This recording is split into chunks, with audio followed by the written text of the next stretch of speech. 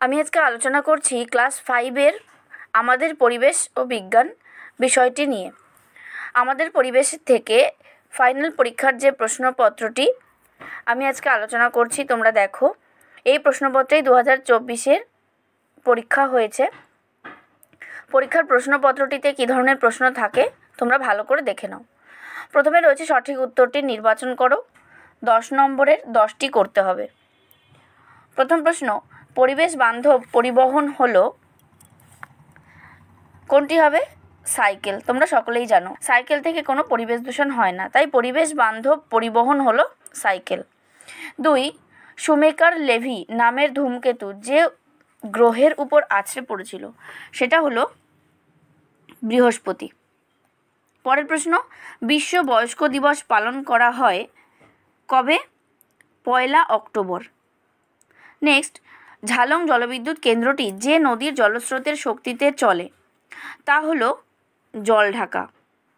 Next, কলকাতায় রিক্সা আসে কত সালে? 1900 সালে। চাঁদ পৃথিবীর চারপাশে ঘুরে আসে, এখানে প্রিন্টিং মিস্টেক আছে, এটি সুরে আছে ঘুরে আসে হবে।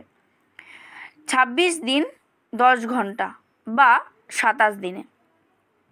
কত বছর বয়স পর্যন্ত শিশুদের লেখাপড়া করা তার অধিকার? 14 বছর। কোনটি ওষুধি গাছ নয়?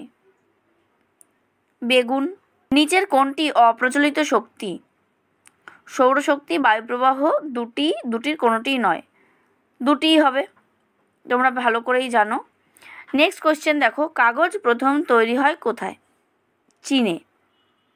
এই প্রসঙ্গে বলে রাখি, তোমাদের এখান থেকে আমি একটি হোম টাস্ক দেব, সেটি তোমরা আমাকে কমেন্টে জানাবে। আর তোমরা যদি চ্যানেলে নতুন হয়ে থাকো তাহলে অবশ্যই সাবস্ক্রাইব করে নেবে। অন্যান্য আরও সাবজেক্টের এরকম প্রশ্নপত্র পেতে এবং এর সমাধান পেতে তোমরা অবশ্যই দেখতে থাকো শ্যামস ক্লাসরুম। আর অবশ্যই লাইক করে দাও, বন্ধুদেরকে শেয়ার করে দাও ভিডিওটি, আর দেখতে থাকো। পরের প্রশ্ন, শূন্যস্থান পূরণ করো। 5 নম্বরের আছে, 5টা প্রশ্নের করতে হবে উত্তর। প্রথম প্রশ্ন, মুখ্য জোয়ারের মূল কারণ হলো কি? চন্দ্রের আকর্ষণ। খ, জেলির শিশির গায়ে থাকে কি ছাপ?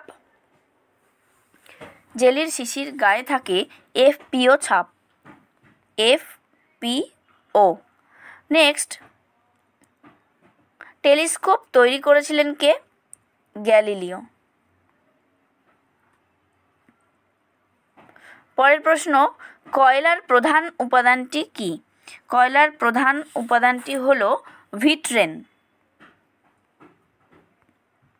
নেক্সট, ছোট ডিঙি নৌকাকে কি বলা হয়?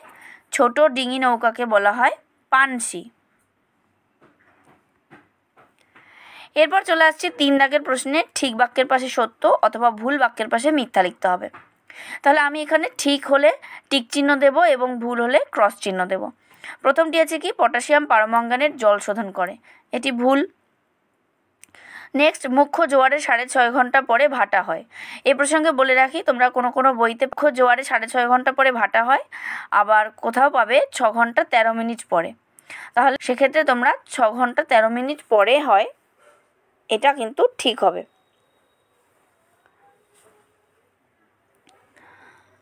গ দাগের প্রশ্ন, কয়লার ধোঁয়ায় নাইট্রোজেনের অক্সাইড থাকে, ঠিক।